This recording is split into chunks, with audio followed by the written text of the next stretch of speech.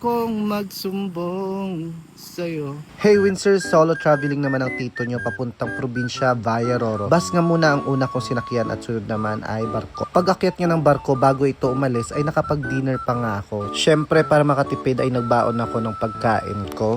12 hours lang naman yung biyahe kaya kasya na tong binaon ko na may adobong manok at nilagang itlog. Dahil nga may biyahe pa ng around 6 to 8 hours ang barko bago dumating sa pantalan ng Katiklan, plano ko nga pagkatapos ko kumain ay matulog muna ako. Dahil nga mag-isa nga lang ako, nahihirapan akong kumilos o umalis sa pwesto ko, lalo na kung may iwanan akong gamit. Kaya yung pwesto ng bunk bed ko dito sa malapit sa CR para madali na ako makabalik. Nagising ako past 4 AM na dahil sa announcement na malapit na daw kami sa pantalan ng Katiklan. Pagbalik nga sa bus ay nag-breakfast na ako tapos may napapansin akong tumitingin sa akin sa likod. Hindi ko alam kung bakit. Tanaw ko na sa labas ng bus yung pagsikat ng araw at yung magandang tanawin ng probinsya. Maya-maya ay malapit na nga ako bumaba sa barangay namin. Pagdating ko nga ng bahay, ito yung sumalubong sa akin.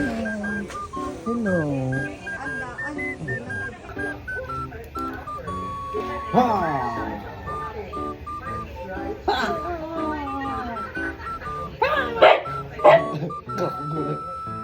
Namiss ko tong mga pagkain sa probinsya. Tawag namin nito sa probinsya ay sinakol, gawa siya sa kamoteng kahoy. Ito naman tawag namin dito ay lubid-lubid o tali-tali. Gawa naman siya sa bigas na malagkit at may kalamay. Ganito naman yung pancake namin sa probinsya, para siyang waffle. Kita nyo naman kanina sa video na meron siyang pinaghuhulmahan na para siyang waffle tingnan. Ito yung isa sa mga paborito ko kasi sobrang lambot ng pancake na to at malasa. Ayun, puro kain tayo dito. So yung ulam ko naman dito ay adobong pusit. Sariwa yung pusit na to kasi bagong huli. Hindi totally bakasyon ang pagpunta ko sa probinsya. Dahil nga hindi ako napapayagan ng mahabang leave, dala-dala ko pa din yung trabaho ko dito. Isa sa mga na-miss ko sa probinsya ay yung pagpapak nitong batuan o mas kilala sa Tagalog na binukaw. Isa to sa mga klaseng prutas na ginagamit pampaasim sa mga lutuin. So ayan po, pupunta po kami ngayon ng pamangkin ko sa dagat. Kasi na-miss ko yung dagat dito. Iba kasi yung dagat dito. So, maliligo lang ako, doon na ako sa may pangpa. Kasi hindi ako marunong lumangoy. Ito po yung binabagtas ng daan. School po kami ng gabi. Itutur ko kayo dito sa amin, papuntang dagat. Ayan siya. Okay. Nakikita niyo na ba ang dagat niya? Iba siya sa lahat. Ito ang Panay Island. Wow! Kaya nandito na kami sa dagat. Kita nyo naman, ayan. And you can see the sunset, okay? Grabe, ang kinis ko naman sa sunset na to. Oh my gosh! Okay, maliligo tayo sa dagat. Diyan lang sa may pangpang.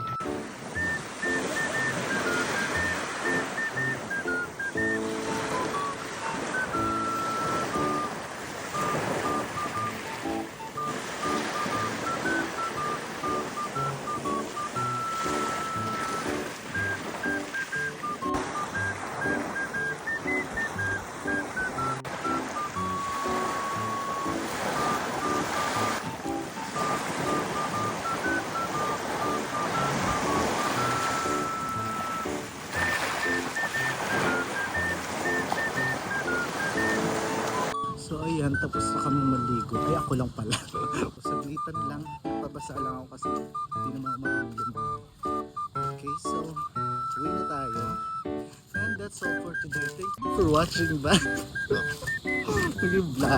Pag-uwi naman namin ay bumili kami netong sariwang isda na tulingan. Perfect pang partner dito sa ginataang labong. Ang sarap. Gutom na naman ako. Dahil hindi pa nga naluluto yung isda, ito muna yung kakainin ko. Dahil walang mapaglibangan sa bahay, walk trip muna kami ng pamangkin ko para maikot ko naman yung lugar namin dito. So you can see the nature around of our province and okay.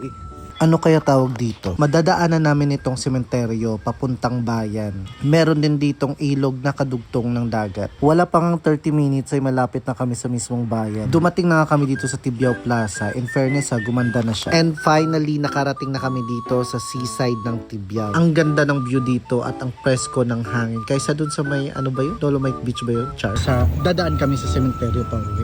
So, titignan natin kung totoo yung mga kwento-kwento dito.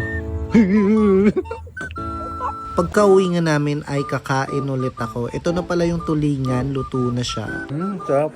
Namiss ko din itong ulam, tawag namin dito ay kinunot. Gawa ito sa pagi, pero mas masarap ito kapag gawa sa pating. Ganitong tanawin na makikita mo sa umaga. Last day ko na sa probinsya at ito talaga yung purpose ng pagpunta ko sa probinsya, yung makasama si nanay sa birthday niya. Biniyaman na talaga tayo ngayon. Sa dami mong wish. Yay! Happy birthday lang! Thank you Lord for this moment na nakasama ko si nanay sa birthday niya. I love you, Nay. Ayan na nga, pauwi na nga tayo ng Manila via Roro pa din by bus at barko. So ayan, malapit na tayo sa Manila. Thank you for watching guys. Bye!